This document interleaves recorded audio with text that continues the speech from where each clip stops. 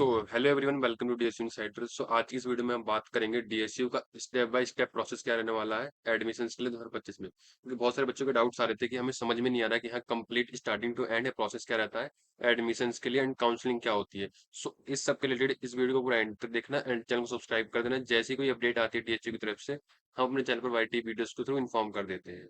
And हाँ, मेरा contact number नीचे मेंशन है। अगर आपको कोई क्वेरी हो, कोई क्वेश्चन हो या फिर हमारा एडमिशन एंड गाइडेंस पे 2025 परचेज करना हो, आप वहां से कांटेक्ट करके आपको वहां से परचेज कर सकते हैं। एंड अगर कोई क्वेश्चन हो आप वहां से पूछ सकते हैं या फिर कमेंट बॉक्स में कमेंट कर सकते हैं, हम आपको रिप्लाई कर देंगे। तो सबसे पहले हम बात करते हैं डीएसयू में सबसे पहला स्टेप क्या होता है अपने एडमिशन्स को लेने के लिए। तो आपको सबसे पहले क्या करना पड़ता है अपने एडमिशन्स को लेने के लिए, डीएसयू में एप्लीकेशन फॉर्म फिल करना पड़ता था। आपने जो अपना एप्लीकेशन फॉर्म फीस पे करके 1000 रुपये या 2500 रुपये फीस पे करके अपना फॉर्म फिल करा होगा, जिसकी लास्ट डेट जो थी फिल करने की वो 7 जुलाई थी, जो कि जा चुकी है।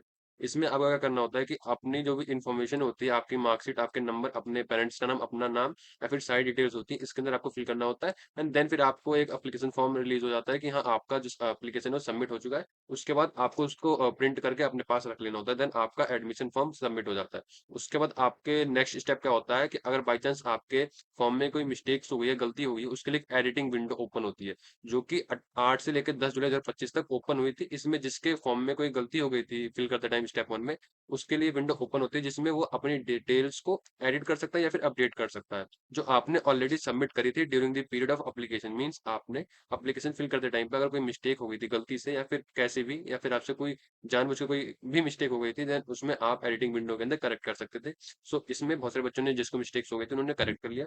तो सेकंड स्टेप ये रहता है डीएसयू में एडमिशन के लिए। And after completion of the second step, इसके बाद स्टार्ट होता है थर्ड स्टेप। थर्ड स्टेप में भी आपको सेम ही टाइम अलॉट हुआ था डीएसयू में अपनी प्रीफरेंस को लॉक करने के लिए, एडिट करने के लिए, जिसकी जो टाइमिंग थी और डेट था वो 8 से लेकर 10 जुलाई 2025 था। इसके अंदर आपको आपने जो कोर्सेज फिल करे थे ऑलरेडी 7 जुलाई तक एप्लीकेशन फॉर्म में, उसमें आप अपने प्रीफरेंसेस को अपने ऑर्डर या फिर अपने अकॉर्डिंग उसे एडिट कर सकते थे, जिसमें आप अपनी प्रीफरेंस कैंपस वाइज या फिर कोर्स वाइज सिलेक्ट करके उसे एडिट कर सकते थे, नंबरिंग कर सकते थे और उसके बाद आप उसे लॉक कर सकते थे। अगर आपने एक बार उसे लॉक कर दिया, आप उसे दोबारा चेंज नहीं कर सकते एंड जो सबमिट हो गया वो ऑटोमेटिकली लॉक हो जाता है। उसके बाद आप उसमें कोई भी अपने कोर्स को, कॉलेज को रिमूव नहीं कर सकते जो आपने ऑलरेडी सबमिट कर रखा है। तो इस बात का ध्यान रखना। एंड जो बच्चे इस लॉक प्रेफरेंस की डेट को मिस कर देते हैं या फिर उनको पता नहीं चलता है फिर वो लॉक नहीं करते, तो उनका ऑटोमेटिकली जो आपने फर्स्ट स्टेप में एप्लीकेशन फॉर्म फिल करा था उसके अकॉर्डिंग जो आपने प्रीफरेंस फिल करी थी उसी के अकॉर्डिंग आपकी प्रीफरेंस लॉक हो जाती है। सो ये थर्ड स्टेप था। थर्ड स्टेप के बाद फोर्थ स्टेप आता है। इसमें आपको थर्ड स्टेप के बाद कुछ नहीं करना होता, आपको वेट करना होता है आपके फर्स्ट राउंड मेरिट लिस्ट या फिर रिजल्ट का। फर्स्ट राउंड का मेरिट लिस्ट या फिर रिजल्ट होता है वो आपके करेक्शन विंडो जो होती है या फिर प्रीफरेंस लॉगिंग विंडो जो होती है उसके 2-3 दिन बाद एक्सपेक्टेड है कि आपको देखने को मिल जाता है। एंड ये एनी टाइम मीन्स आपको कभी भी मॉर्निंग में या फिर इवनिंग में कभी भी शो कर सकती है कि हाँ आपको आपके जो रिजल्ट या मेरिट लिस्ट है वो रिलीज कर दी गई है। इसको चेक करने के लिए आपको क्या करना पड़ता है, आपको जो डीएसयू एडमिशन पोर्टल मीन्स आपने जहां से एप्लीकेशन फॉर्म फिल करा है उस पर लॉग इन करके या फिर उस वेबसाइट पे विजिट करके आपको वहां से अपनी मेरिट लिस्ट या फिर रिजल्ट चेक करना पड़ता है। वहां पे आपको शो हो जाएगा नोटिफिकेशन के थ्रू कि हाँ आपका फर्स्ट राउंड का रिजल्ट वो रिलीज हो चुका है। उसके बाद आपको वहां पे अपनी अलॉटेड सीट मीन्स आपको किस कोर्स से किस कॉलेज में अपनी सीट्स मिली है आपको वो चेक करना पड़ता है। एंड देन आप उसके अकॉर्डिंग आप नेक्स्ट स्टेप को फॉलो करना पड़ता है। आपको फर्स्ट राउंड के अंदर अपनी सीट्स मिल चुकी हैं, ऐसा नहीं है कि फर्स्ट राउंड के अंदर सभी को सीट्स मिल जाए। फर्स्ट राउंड में उन बच्चों को सीट्स मिलती है जिनके जो परसेंटेज या फिर मार्क्स जो होते हैं मेरिट में वो हाईएस्ट होते हैं, तो उन बच्चों को फर्स्ट राउंड के अंदर सीट्स मिल रही होती है। एंड फिर जो फर्स्ट राउंड में सीट्स मिलने के बाद जो होता है उसका नेक्स्ट प्रोसेस होता है admission process for first round LOTs. Mean जिन बच्चों को फर्स्ट राउंड में सीट्स मिल चुकी है उनके लिए नेक्स्ट प्रोसेस होता है, उनको क्या करना पड़ता है, उनको अगर उनको अपना एडमिशन डीएसयू में लेना है उनको क्या करना पड़ता है, उनको जो फर्स्ट सेमेस्टर की फीस होती है फिर मिनिमम कोई भी फीस होगी वो आपको ऑनलाइन पे करनी पड़ेगी वेबसाइट के थ्रू। देन उसके बाद अपने डॉक्यूमेंट्स को लेके, अपने जो भी इंपॉर्टेंट डॉक्यूमेंट्स है जो प्रोस्पेक्टस में मेंशन है उसको लेके डीएसयू के जो एलोटेड कैंपस होगा, मींस जैसे यूजी वाले बच्चे हैं उनके लिए अलग कैंपस होगा, बीटेक वाले बच्चे उनके लिए अलग कैंपस होगा एंड डिप्लोमा वाले बच्चे उनके लिए अलग कैंपस होगा। वो आपको प्रोस्पेक्टस या फिर एक नोटिस के अंदर दिख जाएगा कि हाँ किन बच्चों को किन कैंपस के अंदर विजिट करना है। आपको उसके अकॉर्डिंग अपनी फीस को पे करने के बाद अगर आपको सीट्स मिली है उसके बाद आपको नेक्स्ट प्रोसेस में अपने डॉक्यूमेंट्स को वेरीफाई करवाना है कॉलेज में विजिट करके। देन वहां पे आपके डॉक्यूमेंट जो है वहां पे टीम बैठी होती है, आपके डॉक्यूमेंट्स को एक करके चेक करती है एंड अगर उसमें सब कुछ ठीक होता है, कोई मिस्टेक्स नहीं होती, देन वो आपके डॉक्यूमेंट्स को वेरीफाई कर देती है एंड फिर आपका जो डॉक्यूमेंटेशन वेरिफिकेशन है वो डन हो जाता है।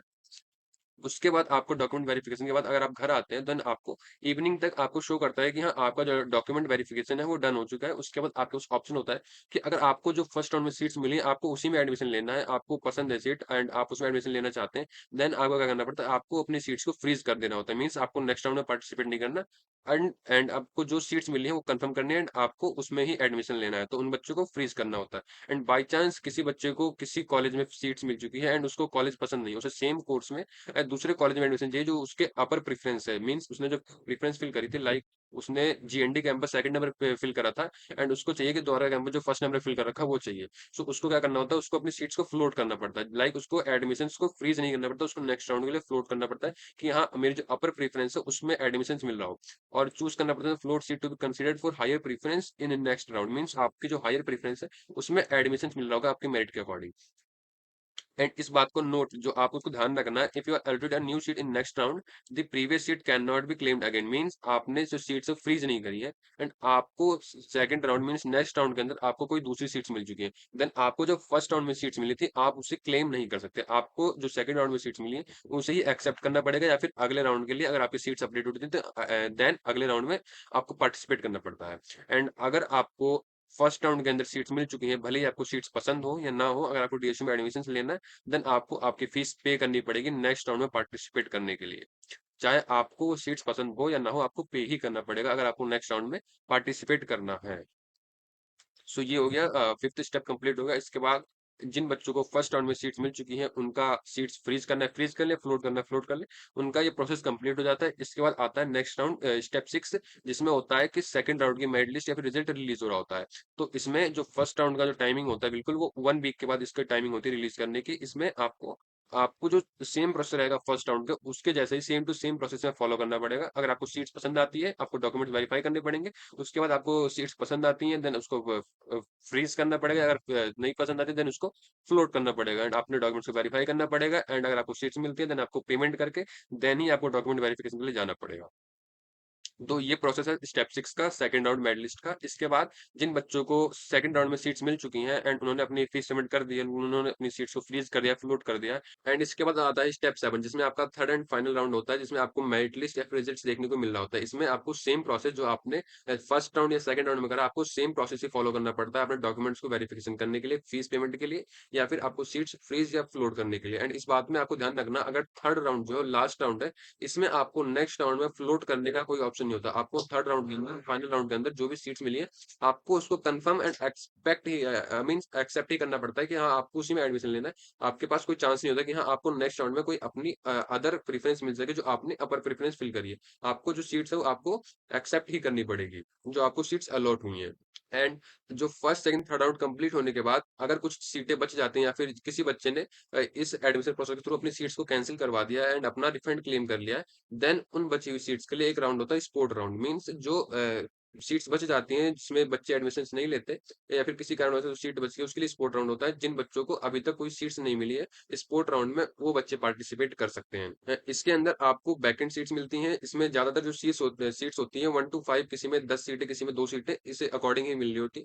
एंड ये जो प्रोसेस होता है एडमिशन का, ये ऑफलाइन मोड होता है। मीन्स आपको जिस भी कैंपस में बोला जाएगा कि हाँ, आपको स्पोर्ट राउंड में पार्टिसिपेट करने के लिए आपको उस कैंपस में विजिट करना पड़ेगा एंड आपको वहीं पे ही आपको अपनी फीस पेमेंट करनी पड़ती है एंड आपको अपना सीट जो है क्लेम करना पड़ता है। इसके अंदर आपको जो फर्स्ट कम फर्स्ट अब फैसिलिटी प्रोवाइड करी जाती है। मीन्स जो आपकी स्पोर्ट राउंड में सीट्स होती हैं, जो पहले आएगा अगर उसने सीट्स क्लेम कर ली तो उनको सीट्स कंफर्म हो जाएगी एंड अगर आप लेट जाते हैं सीट्स नहीं बचती, देन आपको सीट्स नहीं मिलेंगी। तो स्पोर्ट राउंड के अंदर ये प्रॉपर प्रोसेस होता है एंड इसके बाद फाइनल स्टेप शुरू होता है, जिसमें आपका कॉलेज कमिंसमेंट। मीन्स आपको एक ऑफिशियल नोटिस या फिर मेल या फिर अनाउंसमेंट का वेट करना पड़ता है from DSU regarding college start. Means आपका एडमिशन प्रोसेस पूरा कंप्लीट हो चुका है, उसके बाद आपको अपने कॉलेज स्टार्ट होने के लिए एक ऑफिशियल नोटिस का वेट करना पड़ता है कि हाँ, आपका कॉलेज इस तारीख से स्टार्ट हो चुका है।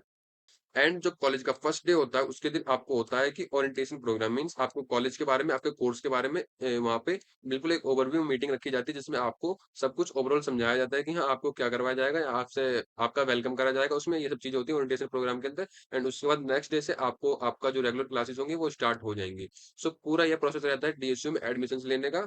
एंड आपको जब सारा प्रोसेस कंप्लीट हो जाए उसके लिए बेस्ट ऑफ लक है for your admission. Stay updated and regularly check the official DSU admission portal for the latest announcement. So इस वीडियो में पूरा इन्फॉर्मेशन यही था। अगर वीडियो पसंद आई हो तो वीडियो को लाइक कर देना, चैनल को सब्सक्राइब कर देना। मिलते हैं नेक्स्ट वीडियो, तब तक के लिए टेक केयर।